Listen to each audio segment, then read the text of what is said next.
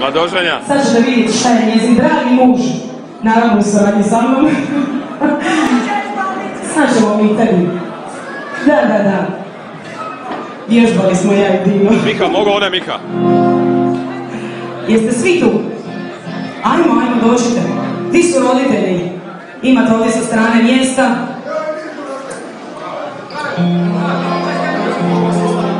Jesmo svi tu? Dobro. Ti si mislila da vodiš konta, međutim, ne vodiš ti ništa. Maestro.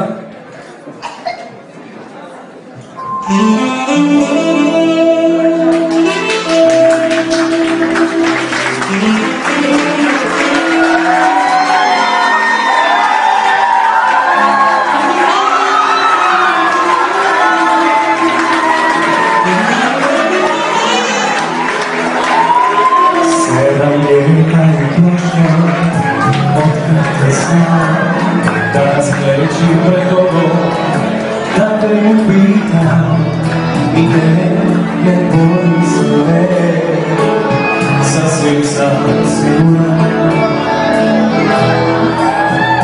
Mladom ti se znojem i drhti vas, a svejedno mi kažeš, vjerujem u nas i da odgovaraš da. Jer ti me dobro znaš, da žena mi budeš, nije to ti. U ljubavi joj sam našao mir, da zauvijek dijelimo dobro i zlo. Živim za to,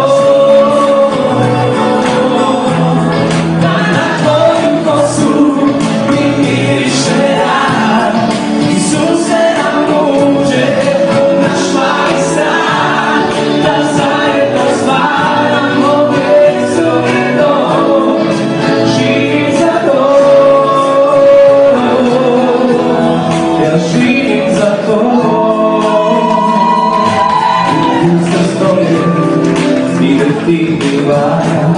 A svejedno mi kažeš što